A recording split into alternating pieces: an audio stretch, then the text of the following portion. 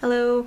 So I'm just gonna warn you right now, my cat is like being incredibly distracting and will not, like, he's rubbing on the chair and grabbing at my legs and just being a general pest. So I'm gonna try really hard to focus, but he really does not want me to do this video right now. And now he's trying to jump up in my lap. If you get up here, I'll put you on camera. Can you do it? He's really strange and he thinks that he can't jump up on things, even though he definitely can. Like, I am not as high as the bed, and he jumps on the bed all the time. Anyway, I actually have two things I want to do with this video. One of them, I want to tell you a story about something that happened to me yesterday that I just thought was hilarious. And it was like the most ironic experience I think I've had in a while. There is a professor on campus who studies like literature and mythology and stuff. And so he was doing a talk on, stop that, he's rubbing on the camera stand now, quit.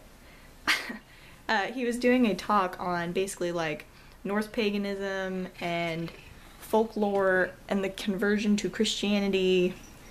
Definitely not my cat. Get out. Go away. But he was talking about a lot of that stuff, and in the midst of this, I'm seriously gonna beat you up, fat cat. Go away. You're so needy. In the midst of all of this, we're like listening to this guy talk, and it was like an hour and a half like talk that he did. And there's a bunch of people in this room. Most of them, interestingly, were very old and not college students, so I was kind of surprised by that. And when I say old, I mean like 60 plus. Like, they were not your normal population on the campus. And it's cracking me up because you couldn't hardly hear the guy for like a good chunk of his lecture, because there was some kind of like, we were in one of those rooms that's like a really big room, but it's got like one of the dividers. And I guess on the other side of the dividers, we didn't know what was going on, but there was some kind of like musical concert thing with like rock band and singing and whatever. And I couldn't hear what was going on. I just knew it was kind of like sort of hipster, like happy music. So I was like, okay. And we get to the end of this talk where everybody's asking questions finally about, like, you know, some of the beliefs and current beliefs of people who live in Iceland, because that's what most of this guy's lecture was on. And all of a sudden I start hearing, like, you can actually hear what they're singing about, because all of the people in the room were singing, not just the people on the stage. And it was like some kind of like modern Christian service. I didn't even know we had that. Like, and of all of the places for that to take place, we're talking about like paganism in this one room, and then like they're over here having like church service in the other room. I just thought that was the most hilarious thing in the entire world. So it all worked out, but it was really funny. So the other thing I wanted to do with this video was I was hoping to kind of show you guys my altar and talk about it a little bit, because obviously Samhain's coming up very, very soon. I think it's like, it's Wednesday, so we've got like 5-ish days. I'll probably start doing stuff way before then, and I'll probably, that's why I'm sort of cramming two things into one video, is I have a feeling I'm going to do more videos this weekend probably. So I did not want to absolutely flood my channel with stuff. So hold on, let me take this off of the stand without breaking it. Alright, so luckily my altar is right here, and my cat, for those of you who are curious, is right there, being a nuisance. Say hi. You pissed? So this is what my Samhain altar looks like.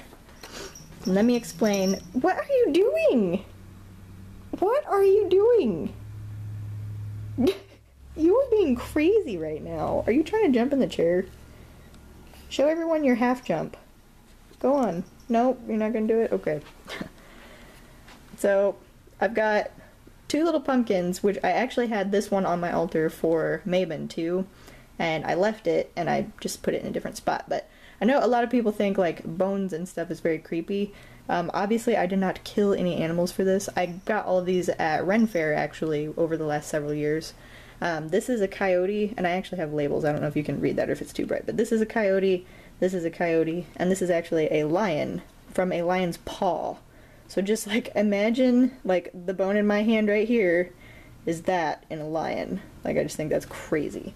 But I put these up here because these are some animals that in particular I connect very strongly with. I sort of, whenever I need maybe a little extra strength or courage, like I will take this out and I'll hold on to it for a while and sort of try and channel that sort of energy that we associate with lions and things like that, and I do the same thing with coyote. So, this is my divination candle. I've had this for years, and I only light it when I'm doing divinations, and I like blow it out as soon as I'm done, so that's why it's not actually super burned, like I can touch right here. I've tried really hard to make it last for a really long time, so, and that's really the only things about my altar this particular season that's super unique. I have my pendulum up here right now, just because I'm trying to cleanse it and everything else, and I got, oh, just for the fun of it, I'll show you.